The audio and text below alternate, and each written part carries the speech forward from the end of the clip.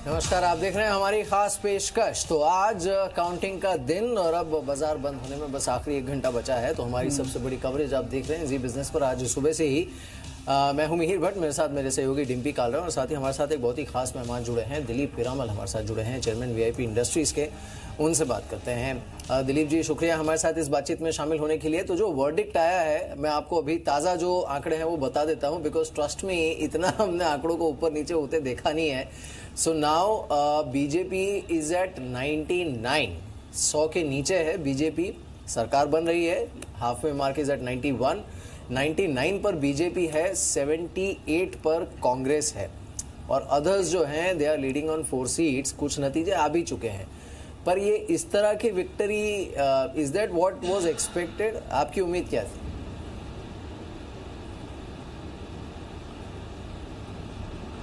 देखिए, अभी जो नतीजे हैं वो अच्छे हैं और बीजेपी की सरकार तो खैर आ ही जाएगी और ये देश के लिए अच्छी बात है।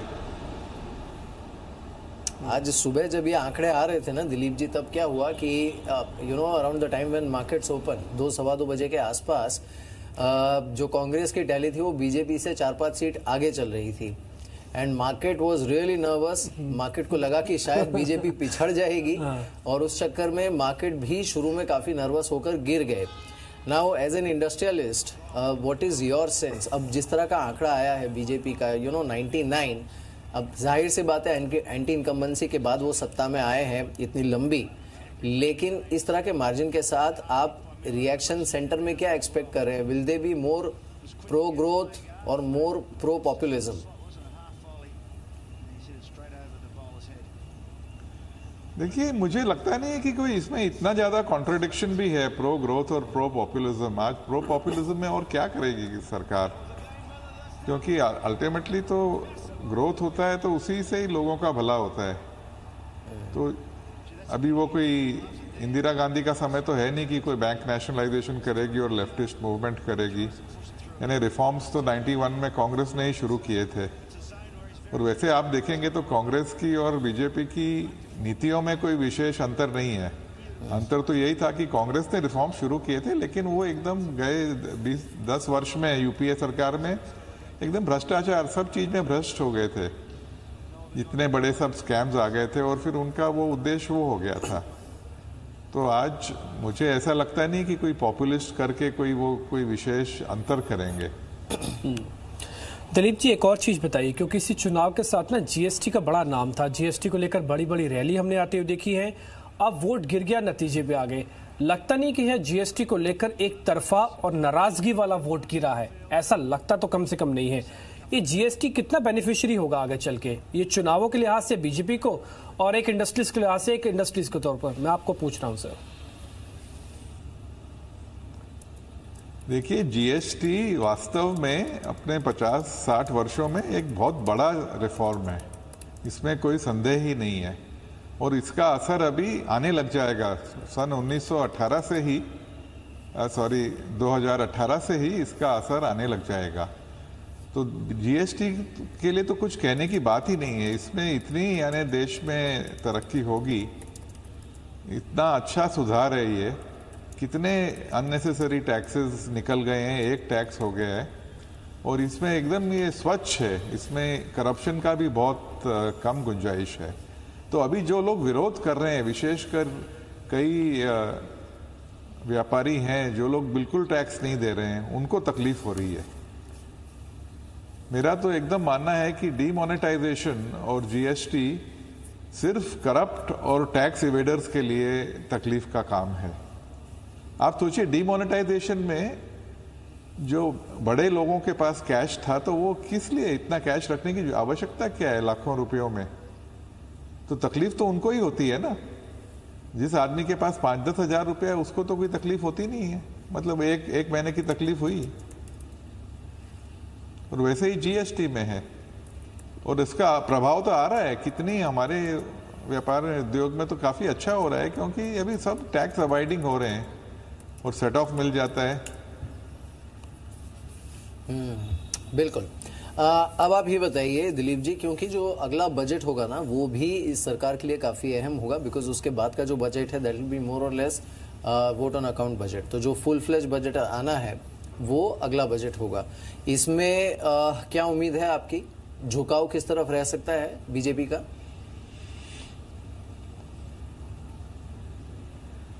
मेरे हिसाब से तो जो अभी जो नीतियां कर रहे हैं वो ठीक है, कोई विशेष परिवर्तन की तो अभी जरूरत भी नहीं है। हर वर्ष तो कोई नए रिफॉर्म्स नहीं कर सकते हैं। अभी जो रिफॉर्म्स किए हैं उनको ठीक से इम्प्लीमेंट करने चाहिए।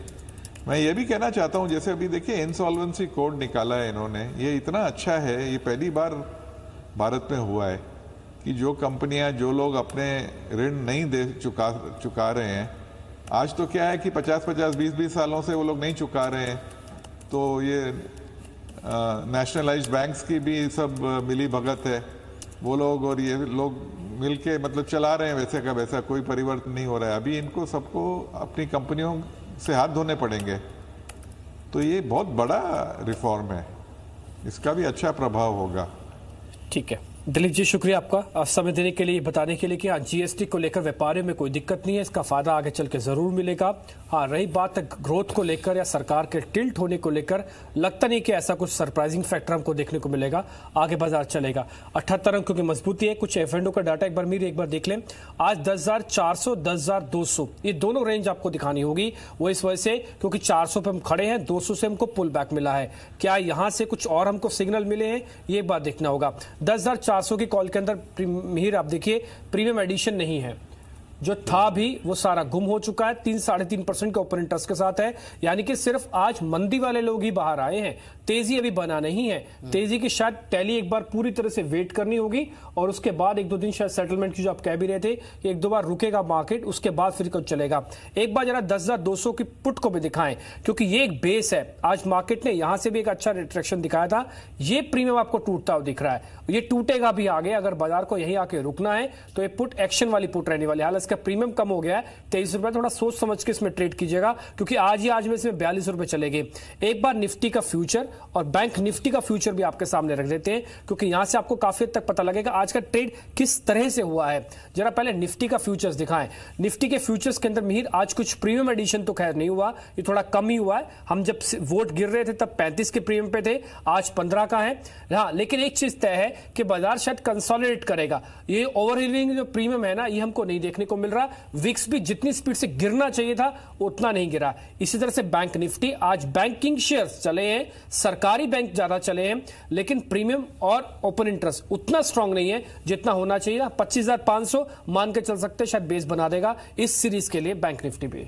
जी हाँ बिल्कुल। और ये इनफैक्ट जो आप बात कर रहे थे ना, देखिए फ्रेश लॉन्ग पोजीशन शायद जल्दबाजी में ना भी बने मार्केट अब, क्योंकि अब ये बड़ा ट्रिगर था। वो निकल गया रास्ते से, बीजेपी की सरकार आ गई, लेकिन जिस तरह के मार्जिन के साथ आ रही है उसमें कम से कम ऐसी कोई वजह तो नहीं है मार्केट के पास कि बहुत तेज यहां से अपने आप को कर दे। हमारे साथ अनुज दीक्षित बने हुए हैं, उनसे बात करते हैं, और साथ ही टीएस हरियर भी हमारे साथ मौजूद हैं। शुक्रिया आप दोनों का हमारे साथ इस बातचीत में शामिल होने के लिए। एक तरीके से एक फॉर्मेलिटी हुई है, इलेक्शन खत्म हुए हैं और बीजेपी लौटी है सत्ता में दोनों ही राज्यों में। हिमाचल में obviously they have snatched it from Congress, लेकिन हरी ये जो लीड है बीजेपी की, क्या ये कंपेल कर सकती है क्या निफ्टी को 10,500 चेस करने के लिए, जहां पर हमने सबसे ज्यादा कॉल्स का कंसंट्रेशन देखा था? मेरे ख्याल से मैं सारे एस्टिमेट्स देख रहा था और शायद सबसे जो प्रिसाइज एस्टिमेट आया वो सट्टा बाजार से आया है। तो सट्टा बाजार का एस्टिमेट था कि 100 और 102 सीट के बीच बीजेपी को मिलेगा। तो I think that is been the most precise estimate. जहां तक इक्विटी मार्केट्स का सवाल है, मेरे ख्याल से 10,500 से 600 वैसे भी मार्केट के लिए एक अपर लिमिट रहेगा, क्योंकि मार्केट में लगभग एक बीजेपी विक्ट्री फैक्टर हो चुकी थी। आई थिंक जो हमने आज करेक्शन मॉर्निंग में देखा वो तो टिपिकल एक ब्लिप था, but I think otherwise market में ऑलरेडी बीजेपी की विक्ट्री फैक्टर हो चुकी थी। और मैं मानता हूं कि 10,500 से 600 ये मार्केट के लिए एक बहुत बड़ा रेजिस्टेंस अब भी बना रहेगा। ठीक है, ये सामने खड़ा रहेगा, ये एफ&ओ का डाटा भी कह रहा है, ये मिहिर का एनालिसिस भी कह रहा है, और ये सामने जो आपके दिख रहा है ये बात दर्शा भी रहा है कि भले टैली आपकी थोड़ी सुधर रही है या फिर थोड़ी कमजोर हो रही है वापस, लेकिन 10,400-500 वाली रेंज पार नहीं हो पा रही है। लेकिन अब बीजेपी की अगर सरकार आ रही है, 92 के ऊपर आके वो टिक रहे हैं, तो उनका मैनिफेस्टो भी है। उनके मैनिफेस्टो से कौन कौन से शेयर कनेक्टेड है, जरा ये हम आपके सामने रखते हैं, क्योंकि हमने आपसे वादा किया था कि चुनाव और बाजार का फायदा दोनों का मिलेगा। संदीप बताएं, फायदा किन शेयर्स में छुपा है? देखिए डिम्पी, पहली बात तो ये कि जब बीजेपी की सरकार दोबारा आएगी तो शायद किसानों पे फोकस हो सकता है। थोड़ी देर पहले अखिलेश हमारे साथ जुड़े थे, वो भी कह रहे थे कि शायद बीजेपी से किसान नाराज हैं, उनकी जो आय है उसको बढ़ाने के ऊपर, उसको दोगुना करने के ऊपर फोकस होगा। तो आप जो इरिगेशन वाली कंपनीज है, Jain irrigation, KSB farms, EPC industries, इन पे नजर रखिए और उसके साथ साथ जो सीड्स कंपनीज हैं उन पे भी नजर रखिए। Kaveri seed, Monsanto, Dhanuka, Rallis India, इन स्टॉक्स पे आपको जरूर ध्यान रख के चलना होगा। इसके अलावा अगर आप बीजेपी का मैनिफेस्टो पढ़े तो उन्होंने ये भी कहा था कि ब्याज मुक्त कृषि लोन देने के ऊपर फोकस होगा। तो जो माइक्रो फाइनेंस क्षेत्र से कंपनी जुड़ी जो कंपनीज हैं उनके ऊपर ध्यान रखें और उसके साथ साथ जो फार्म इक्विपमेंट यानी कि ट्रैक्टर्स से जुड़ी जो कंपनीज हैं जिसमें VST, टेलर्स, एस्कॉर्ट्स, इनके शेयरों पर भी नजर रख सकते हैं। हो सकता है आने वाले दिनों में अच्छा खासा रुझान देखने को मिले। साथ ही साथ स्मार्ट सिटीज के ऊपर जो काम है वो समय से पूरा होगा। तो Standard Electric, Sterlite Tech, Smart Link, D-Link जैसे जो स्टॉक्स हैं, NBCC, ACE, इन पे भी आप नजर रख सकते हैं। इनके ऑर्डर फ्लोज में इजाफा देखने को मिल सकता है और हर घर में शौचालय बनाने के ऊपर जोर होगा। तो जितनी भी सैरामिक स्पेस की कंपनीज हैं उन पे नजर रखिए और उसके साथ साथ PB विंड्रा और सिंटेक्स प्लास्टिक्स, ये कुछ ऐसे स्टॉक्स हैं जिनके अगर आप देखिए जो बिक्री है उनमें इजाफा देखने को मिल सकता है। गरीबों के लिए पक्के घर बनवाए जाएंगे। तो PSP प्रोजेक्ट से कंपनियां जो कि सरकारी ऑर्डर्स लेती है, खुद को इसके लिए हो सकता है फाइनेंसिंग का कामकाज करें और प्रिज्म सीमेंट के जो प्रोडक्ट्स हैं उनकी जो मांग है उसमें इजाफा देखने को मिल सकता है। तो ये कुछ ऐसी कंपनियां हैं जिन पे आप नजर रख के चल सकते हैं। और आखिर में कुछ मोबाइल क्लिनिक्स, मोबाइल जो लैब्स हैं वो भी बनाने के ऊपर फोकस होगा क्योंकि हेल्थ के ऊपर फोकस बढ़ सकता है। तो जो लैब्स वाली कंपनीज हैं, डॉक्टर लाल जैसी, एल्केम लैब्स जैसी, इसके अलावा मॉर्पिल लैब्स, उपकरण वाली कंपनी जो ऑप्टो सर्किट जैसी, इन पे भी आप ध्यान रख के चलें। हो सकता है कि इनके जो ऑर्डर इनफ्लोज हैं उनमें इजाफा देखने को मिले। बिल्कुल। चलिए, तो ये वो कंपनीज हैं जिस पर आपको नजर रखनी चाहिए। लेकिन एक बार जल्दी से देख लेते हैं मार्केट का रुझान कैसा है इस समय। ब्रेथ देख लेते हैं मार्केट की। इस समय देखिए निफ्टी करीब 83 पॉइंट्स ऊपर है, 10,400 के ऊपर इस समय होल्ड कर रहा है। लेकिन ओवरऑल अगर हम मार्केट की ब्रेथ को देखें तो अब ये जिस तरह की वॉलेटिलिटी एक्सपेक्टेड थी वो शुरुआत में देखने को मिली फर्स्ट हाफ में, लेकिन उसके बाद मार्केट यहां आकर थोड़ा स्टेडी हो गया है। तो जो बढ़ने वाले काउंटर्स हैं उनकी संख्या करीब 1600 के आसपास है, नुकसान वाले काउंटर्स की संख्या 1100 के आसपास इस समय देखने को मिल रही है। निफ्टी पर 37 काउंटर्स हैं जो बढ़त के साथ चल रहे हैं और सेंसेक्स में 25 काउंटर्स हैं जो तेजी के साथ इस समय चल रहे हैं। एक बार टर्नओवर देख लेते हैं, ओवरऑल मार्केट का टर्नओवर आज कैसा देखने को मिला है, because it was a volatile day. हमने विक्स में भी आज उछाल देखा था, तो उस लिहाज से अगर आप देखें तो जो मार्केट का टोटल टर्नओवर है वो रहा है 3,31,000 करोड़ के आसपास का। लेकिन हाँ, ये जरूर है अनुज कि आज मिड कैप के कुछ एक जो गेनर्स हैं, बिकॉज मिड कैप इंडेक्स जो है उसमें अच्छा रुझान देखने को मिला है। इसमें देखिए अदानी है, अदानी ग्रुप के तो खैर सारे ही स्टॉक्स चल रहे हैं, लेकिन आज वो बहुत वॉलेटाइल रहे हैं। दूसरा PSU बैंक्स, इनमें काफी अच्छा रुझान देखने को मिला है। इसमें PSU बैंक्स में आपने आज कोई ट्रेड किया है क्या? जी, PSU बैंक्स पे जैसा मेरा मानना है कि वो सारे ही शेयर अभी एक कंसोलिडेशन फेज से गुजर रहे हैं। अभी उनमें ऊपर के ब्रेकआउट मिलना थोड़ा सा इम्पोर्टेंट रहेगा और वो कहीं ना कहीं बैंक निफ्टी के जो ब्रेकआउट होंगे उसके साथ ही आएगा, जो तकरीबन 25,900 के आसपास है। तो अगर PSU बैंक्स में बात करें तो इस वक्त PNB एक ऐसा शेयर हो सकता है जिसे ज़रूर से एक लॉन्ग साइड पर एक छोटे स्टॉप लॉस के साथ ट्रेड किया जा सकता है। आज एक अच्छा मूव दिखा है, 177, 177, 178 पर अच्छे रेजिस्टेंसेस दिख रहे थे। आज की वोलेटिलिटी में देखा गया है कि 178 के ऊपर की क्लोजिंग मिलेगी। मेरे ख्याल से ये और भी स्ट्रेंथ पकड़ सकता है, तकरीबन अपसाइड में 192, 195 तक के लिए। किसी भी लॉन्ग पोजीशन के लिए जरूरी रहेगा कि नीचे में अगर स्टॉप लॉसेस की बात करें, क्योंकि वोलेटिलिटी काफी ज्यादा है, तो इस वक्त तकरीबन 171, 170, 171 के स्टॉप लॉसेस मेंटेन किए जाएं। अपसाइड के टारगेट जैसा मैंने कहा कि ऊपर में तकरीबन 192 के इमीडिएट टारगेट्स होंगे, क्योंकि वो काफी स्ट्रॉन्ग रेजिस्टेंसेज हैं। एक बार वो क्रॉस होते हैं तो एक मीडियम टर्म अप ट्रेंड भी निकल के आ सकता है। केतन स्पीच हमारे साथ बने हैं। केतन, आपने पूरे 33 डिस्ट्रिक्ट के आसपास आप घूमे, देखा, आपने चुनावों की कवरेज भी की। अभी वोट के हिसाब से और सीटों के कन्वर्जन के हिसाब से 99 है, 100 का आंकड़ा भी पार नहीं हो रहा बीजेपी का। आपके पीछे बीजेपी के कुछ समर्थक दिख रहे थे, क्या कह रहे हैं वो?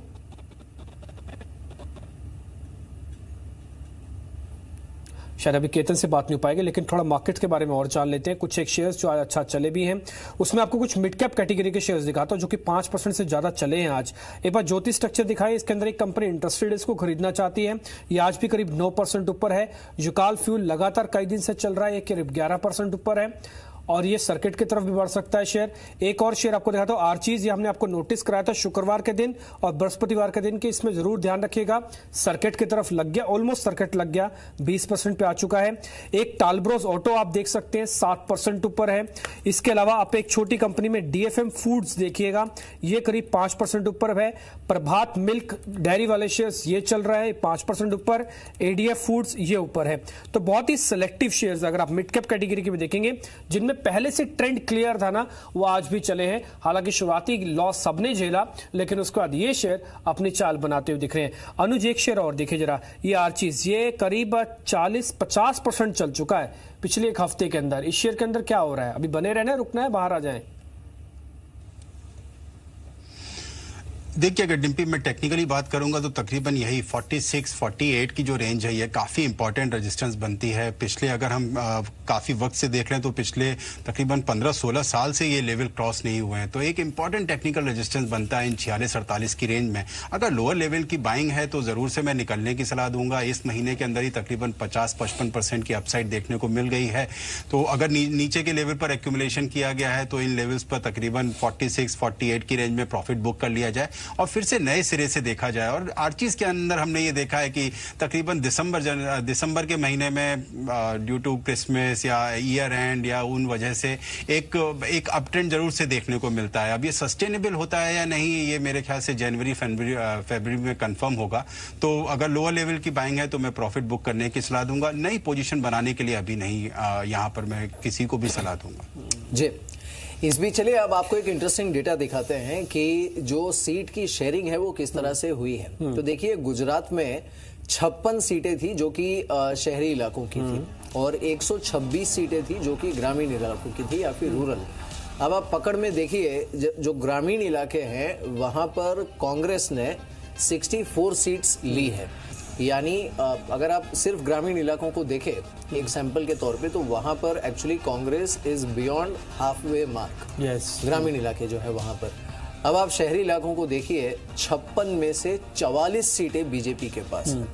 तो ये वो वाली ऑडियंस है या फिर ये वो वाला बेस है जो कि प्रोग्रेसिव है और जो मेन स्टोरी है इकोनॉमी की या फिर इंडिया स्टोरी की उससे जुड़ा हुआ है। तो वहां पर देखिए बीजेपी की ग्रिप कितनी मजबूत है। और आज सुबह से जितने भी एनालिस्ट से हमने बात की है उन सबका भी कहना यही था कि भारतीय जनता पार्टी को एक बार जाकर सोचना पड़ेगा कि जो ग्रामीण इलाके हैं, किसान हैं, इन सब के बारे में इस बार उनके तरफ से भी कम बातचीत हुई थी गुजरात में और ये बार बार मुद्दा उठ भी रहा था। कांग्रेस के लिए जो सोचने वाली चीज़ है वो ये है कि वो इसे भुना नहीं पाए इस पूरे मुद्दे को।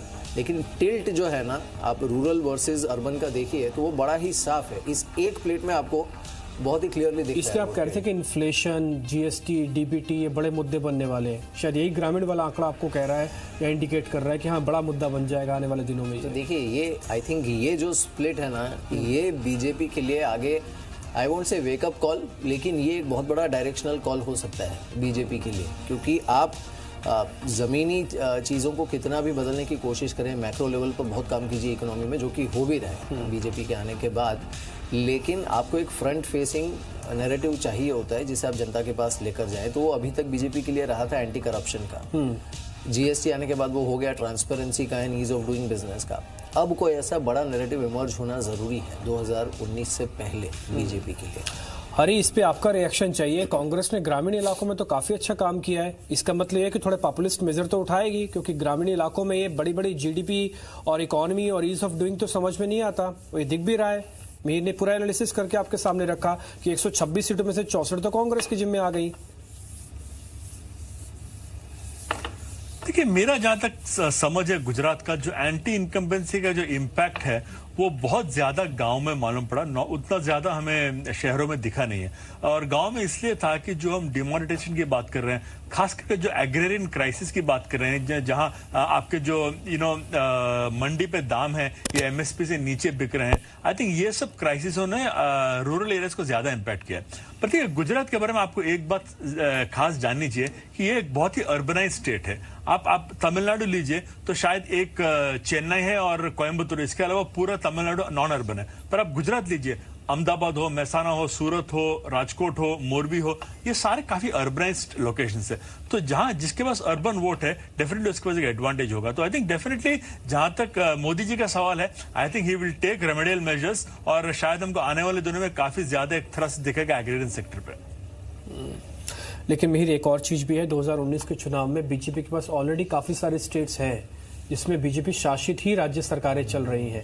तो ये थोड़ा फायदा मिलेगा या नुकसान होगा इसका? ये इट कुड स्विंग इधर वेज, ये किसी भी तरफ जा सकता है, क्योंकि आप भले ही जनरल इलेक्शन होंगे लेकिन आप जो स्टेट की एंटी इनकम्बेंसी होती है उससे भी लड़ रहे होंगे वहां पर। और दूसरा, एटलीस्ट आज के जो नतीजे हैं, गुजरात की जो टैली है उसे अगर आप देखें, अब 100, 101, 99 इसके आसपास बीजेपी का रहना, ये कहीं ना कहीं जो बीजेपी का खुद का मिशन है कांग्रेस मुक्त भारत, ये मैं ये नहीं कहूंगा उस पर सवालिया निशान खड़ा कर देता है, लेकिन ये उसके लिए जो रणनीति है उसे फिर से सोचने पर भी मजबूर करेगा। लेकिन फिर भी हमें ये नहीं भूलना चाहिए कि 22 साल की एंटी इनकम्बेंसी होने के बाद और इतने कड़े इकोनॉमिक सैंक्शंस आपने उठाए थे या फिर मेजर्स उठाए थे, उसके बाद आप एक ऐसे स्टेट में गए मैंडेट लेने के लिए जो कि पूरी तरह से प्रो बिजनेस है। अगर वहां पर आप फिर से एक बार वापस आने में कामयाब होते हैं तो इसे हम छोटी उपलब्धि नहीं मान सकते। लेकिन हाँ, ये है कि एक्सपेक्टेशन इतनी ज्यादा थी मिस्टर मोदी से जो शायद दिख भी रही थी एग्जिट पोल्स में। ठीक है, कुछ एक और शेयर्स जो आज चल रहे हैं उससे पंजाब नेशनल बैंक लीडर बन गया। आज बैंकिंग में बैंक ऑफ बड़ौदा ऊपर है, आज एसबीआई ऊपर है। इसके अलावा जो शेयर्स बैंकिंग के अलावा मेटल्स वाले चले उसमें वेदांता ने गेन किया, हिंडाल्को ने अपने 1% एल्यूमिनियम के दाम बढ़ाए, वो भी डे हाई पे आके खड़ा हो गया। फार्मा में आज सिप्ला सन फार्मा की प्रेजेंस बिल्कुल नोटिस की जा रही है। एक और निजी बैंक यानी कि आईसीआईसीआई बैंक, ये भी डे हाई पे ही आ गया है और इसने भी कोई कोर कसर नहीं छोड़ी। आज ये भी करीब 310 पे आके रुक गया। अभी एक बार जरा आईसीआईसीआई बैंक पे अनुज आपकी रिकमेंडेशन चाहिए। 300 जब तक नहीं तोड़ता बने रहे, क्योंकि काफी सारे शेयर है जिनको 300 का बेस है। एसबीआई 300 का बेस है, आईसीआईसीआई के पास 300 का बेस है, वेदांता के पास 300 का बेस है। ये रखे आईसीआईसीआई बैंक भी। जी बिल्कुल, मेरे ख्याल से एक रेंज बनी हुई है 300 298 में नीचे सपोर्ट मिलते हैं, वहीं पर ऊपर में 313 315 के रेजिस्टेंस मिलते हैं। तो इस रेंज में अभी बंधा हुआ है आईसीआईसीआई बैंक। ऊपर की साइड के ब्रेकआउट मिलने के बाद आपको एक अपवर्ड मूव दिखाई देने को मिल सकता है जो तकरीबन 335 338 तक के लिए एक्सटेंड हो सकता है। तो अभी एक टेक्निकल एक ब्रेकआउट का जरूर से वेट करना चाहिए अगर पोजीशन नहीं बनी हुई है। लेकिन अगर कोई पुरानी पोजीशन है, अगर ली गई है कोई ट्रेडिंग पोजीशन, तो उस पर 298 298 के कैश मार्केट के स्टॉप लॉसेस रखे जाएं। ऊपर में 315 पर जरूर से मैं कहना चाहूंगा कि उन लेवल्स के आसपास एक बार एग्जिट किया जा सकता है, क्योंकि वो ब्रेकआउट देने में हमने देखा है कि काफी वक्त लग रहा है। एक बार वो ब्रेकआउट मिलते हैं तो एक अच्छी चाल देखने को मिलेगी, 5-7% का अपसाइड देखने को मिलेगा, जिसमें तकरीबन 338 335 तक की अपसाइड देखने को मिल सकती है। ठीक है मेरी एक और चीज जो हम इलेक्शन से पहले डिस्कस कर रहे थे कि मैंडेट जो आएगा उसके बेसिस पर एफआईएस का ट्रेंड भी डिसाइड होगा। ये इस तरह के मैंडेट पे एफआईएस का ट्रेंड क्या कहेगा? देखिए, एफआईएस के पास कोई कंपेलिंग रीजन नहीं है कि बहुत तेजी से आकर बहुत सारा माल खरीदे यहाँ पर। वो तब होता है जब बहुत थंपिंग मेजोरिटी मिलती शायद बीजेपी को, और क्योंकि हमने पिछले कुछ महीनों में एफआईएस की तरफ से सेलिंग देखी थी जो कि लौटना शुरू हुआ था नवंबर ऑनवर्ड्स, तो वो तब होता है जब कोई बहुत बड़ा थंपिंग गेम चेंजर रिस्पांस मिलता है बीजेपी को। वैसा नहीं हुआ है, so I think it's more of a status को।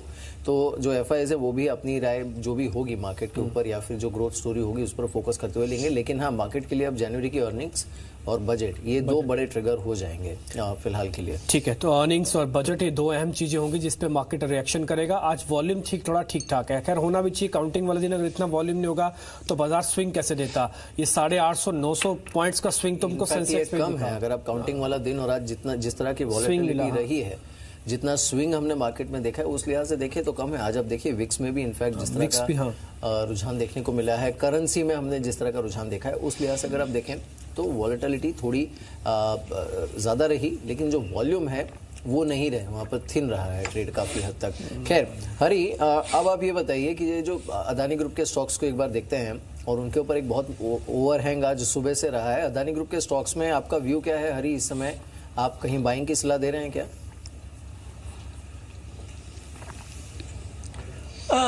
देखिए with in the Adani group जो अदानी SEZ है जिसके पास मुंद्रा पोर्ट है, हमें लगता है कि वो एक बहुत अच्छा लॉन्ग टर्म स्टोरी है। और इर्रेस्पेक्टिव ऑफ वेदर गवर्नमेंट सरकार बीजेपी की बनती है किसी और की बनती है, हम ये स्टॉक पे वैसे भी हमेशा से पॉजिटिव रहे। हमारा मानना है कि जो बाकी अदानी ग्रुप है वहां पे जो ऑस्ट्रेलियन माइनिंग का जो एक बड़ा परेशानी बना हुआ है, I think that will be a big overhang because China ने फंडिंग करने से इनकार किया, जो क्वींसलैंड नई गवर्नमेंट आ रही है उन्होंने परमिशन देने से इनकार किया, तो आई थिंक इनका काफी इन्वेस्टमेंट ऑस्ट्रेलिया में लगा हुआ है, तो वो I think Adani group overall के लिए थोड़ा नेगेटिव रहेगा। पर जहां तक अदानी SEZ का सवाल है, हम अब भी स्टॉक पे पॉजिटिव है। ठीक है, एक और चीज है हरी, ये आप कुछ इंफ्रा स्टॉक्स को बाय करेंगे इस मैंडेट के बाद, और ये ध्यान में रखते हुए कि आगे बजट है और अर्निंग्स भी है?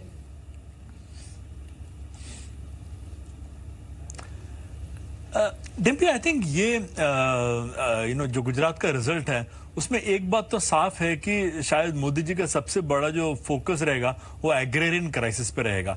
तो आई थिंक आप 2-3 चीजों पे बेट कर सकते हैं। एक तो एग्रीकल्चरल सेक्टर पे काफी ज्यादा फोकस रहेगा, रूरल इंफ्रास्ट्रक्चर पे काफी ज्यादा फोकस होगा, खास करके rural roads, rural highways etcetera. तो I think that will be the big focus of the Modi government, और हमको वैसे स्टॉक्स चुनना पड़ेगा जो ऐसे सेक्टर्स में ऑपरेट करते हैं। ठीक है।